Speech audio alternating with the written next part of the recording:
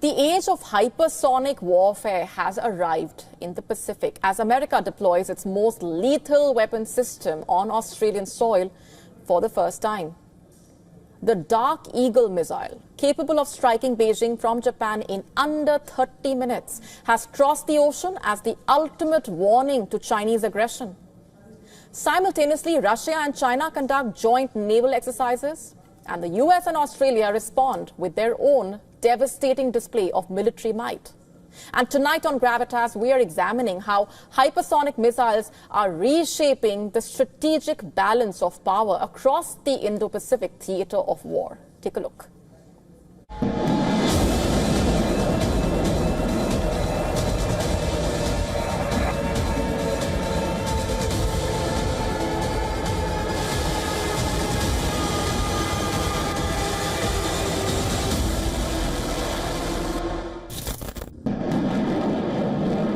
The thunder of hypersonic warfare has reached Australian shores, in the most provocative display of American military might since the Cold War.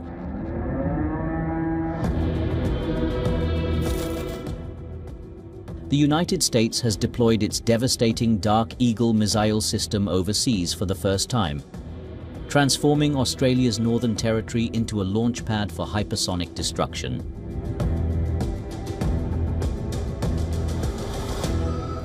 This is no ordinary weapons deployment. This is strategic intimidation at Mach 5. Dark Eagle is a land-based, maneuverable hypersonic weapon capable of traveling over 6,100 kilometers per hour and striking targets more than 2,700 kilometers away. They operate via a battery of 4 launchers capable of carrying 2 missiles each. The strategic calculus of destruction are terrifyingly simple. From Japan, this weapon could reach Beijing in less than 30 minutes, traveling too fast for conventional missile defense systems to intercept.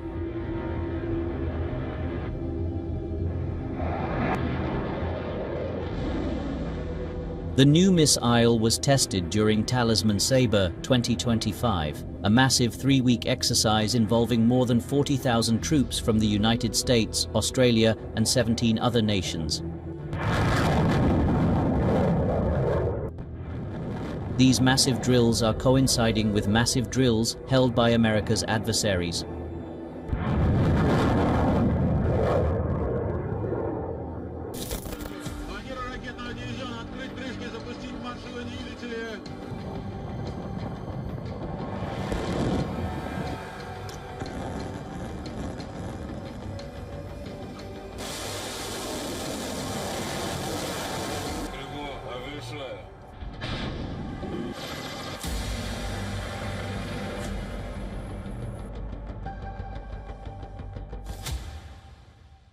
Russia and China held coordinated naval exercises in the Pacific.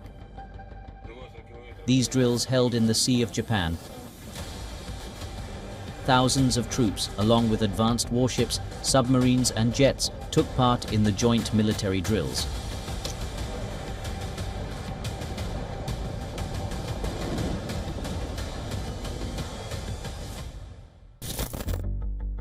The new American missile test comes at a time when Russia is also racing ahead with the mass production and deployment of its Oreshnik missile, which can strike several European capitals in a matter of minutes.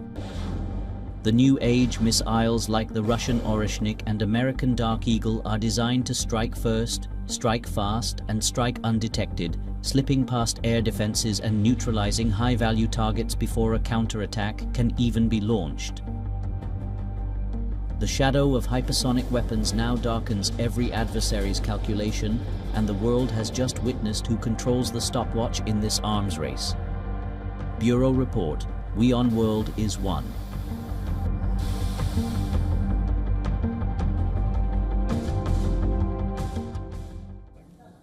And India has sent a clear message. India will not be bullied at the trade table.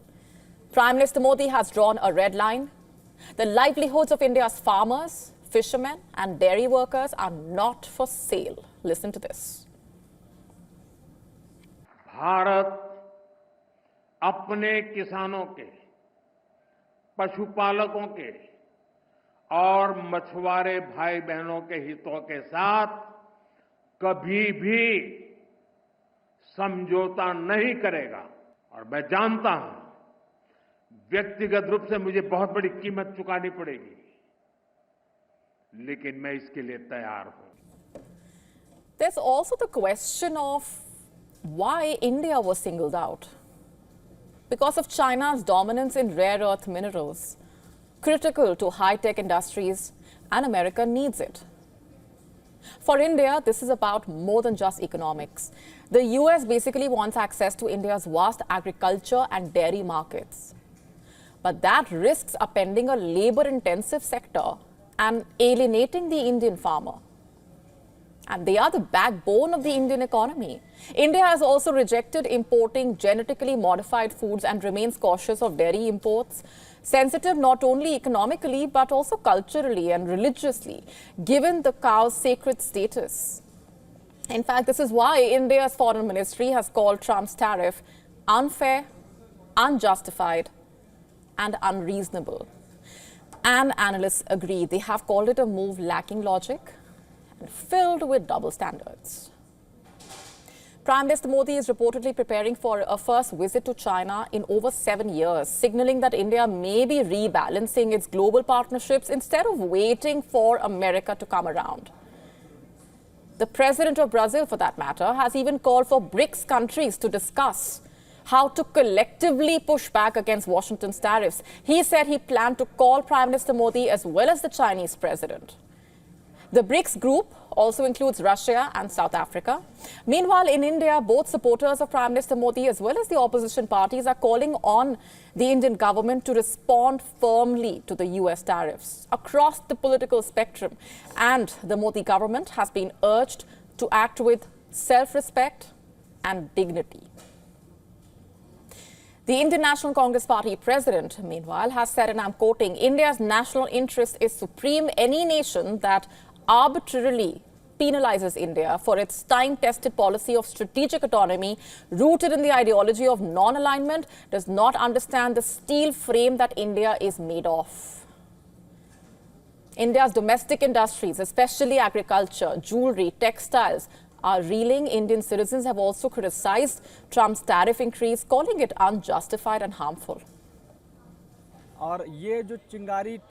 These provocations that Trump is initiating again and again affect us. The reason behind that is to dominate everyone like Russia and Israel. But our role in the world has always remained neutral, whether it be World War II or World War I.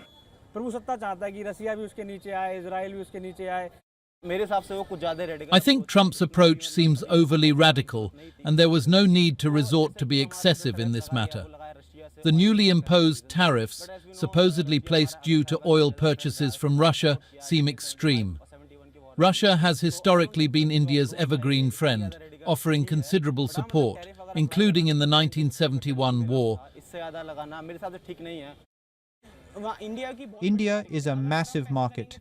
Trump's decisions could ultimately harm him as well, and minor personal issues might arise between the two countries. However, the USA has been a great ally for a long time. Some of Trump's recent remarks, including his tweets labeling India as a dead economy, are untrue.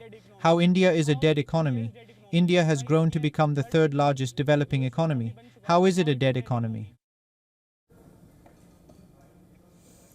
And the thing is, ultimately, Trump's tariff war raises rather uncomfortable questions.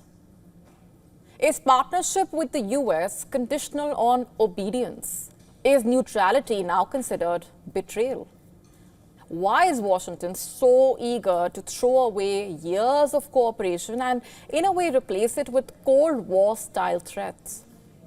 For India, though, this may be a defining moment to stand firm in shaping a world that does not revolve around one superpower, but one that is built on mutual respect, shared prosperity, and partnerships that empower all. New Delhi is signaling it will not be strong-armed by America into silence, that this time India is holding the line.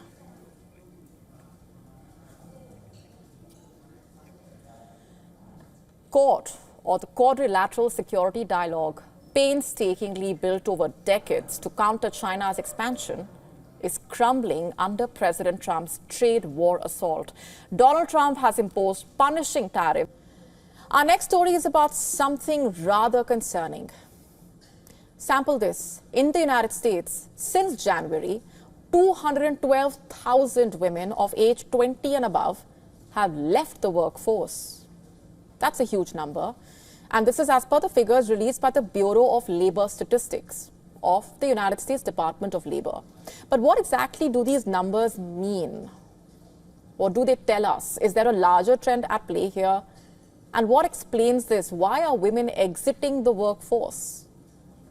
One factor at play here is flexibility, which has been impacted there. But that's just one of the many factors. And the thing with flexibility is it's very subjective. There's also the aspect of childcare support. Some women also might not want to return to the workplace if that option is taken away. So calling employees back to the office, for example, is a major factor at play as well. Work from home, after all, makes it easier to balance it all. And let's face it, there is a lot of balancing involved. In fact, research has suggested that women are more likely to go in for a lower paying job if it comes with flexibility. And the thing is, if those jobs see layoffs, for example, federal workers under the downsizing in the United States, that would mean women could be affected to a great extent. And what do the numbers look like around the world? As per a study of 90 countries by the International Labour Organization, mothers of children below the age of 5 had the lowest employment rate globally. You also might have heard of the phrase called motherhood penalty. As the name suggests, it basically refers to the price paid by many young mothers when they have their kids and drop out of paid work. And that again comes back to the kind of domestic support that they would have, the way the caregiving and household responsibilities are divided and shared, for example. Also, the period of being away from work, if that happens, can be just a minor pause in a long journey. It doesn't have to be the end of the journey or impact it substantially. But returning to work also comes with its own share of challenges for many. And the onus also lies on the workplace to create a supportive environment. Ultimately, in an ideal world, it should solely be the woman's choice whether she wants to work or not, without external factors at play. But again, that's an ideal scenario, one which unfortunately and heartbreakingly so does not exist.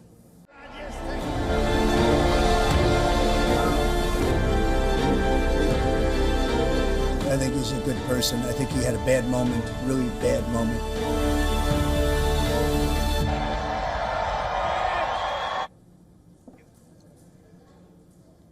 It seems US President Donald Trump has had a change of heart towards Elon Musk. And perhaps you're thinking, weren't they up in arms against each other just a while back? In what can be called one of the ugliest spats between the two influential leaders on full public display, in a world full of breakups and patch-ups, experts say this bromance between Trump and Musk is one for the books. And both could be pretty close in proving them right, in fact. A lot has happened. Trump was asked by reporters on his views on a Gallup poll, calling Musk one of the most unpopular people in America currently. Much to everyone's surprise, Trump begged to differ, as he replied saying that Musk is a nice guy. Not just that, commenting on their rather public fallout, Trump thinks that he had a bad moment. Listen to this. A new Gallup poll says that Elon Musk is the most unpopular public figure in the country right now. I'm wondering, do you miss having him around the White House, or is that poll accurate? I don't know if the poll's accurate. I think he's a good person. I think he had a bad moment, really bad moment. But he's a good person. I believe that. And this got some thinking. Is the Trump-Musk bromance likely to make a comeback? According to some experts, it's not impossible and could very much be on the cards for the Trump administration, given the big role that Musk had played when it comes to Trump being back in power. However, this is not the first time. Earlier as well, Trump extended an olive branch to Musk Just in July, Trump said in a post on Truth Social that he would not try to destroy Elon Musk's companies by taking away federal subsidies, and said that he wants the billionaire tech entrepreneurs' businesses to thrive. Musk, on the other hand, had been dropping hints on differences with the US president since May, when he announced to roll back on political involvement to refocus on his Tesla operations. Trump and Musk fell out shortly afterward when Musk openly denounced the Republican president's tax cut and spending bill, leading to threats by Trump to cancel billions of dollars worth of federal government contracts with Musk companies. And Musk also declared the possibility of forming a brand new party to contest. In fact, this is also in the backdrop of how believable is Trump's recent claim really. Did President Trump merely dole out a diplomatic response, or does he really stand by his words when it comes to Elon Musk? As per reports, an alleged attack on a former Doge employee in Washington early this week drew sharp responses from both Trump and Musk. And this also landed both of them on the same page for the first time in months, it seems. Trump's softened stance towards Musk also posing fresh questions. Will Musk be seen in the White House yet again? After his rather short-lived stint earlier, where he led the Department of Government Efficiency and also became the face of some controversies. One thing is clear, when it comes to Trump's America, your guess is as good as ours, and one should always brace for surprises.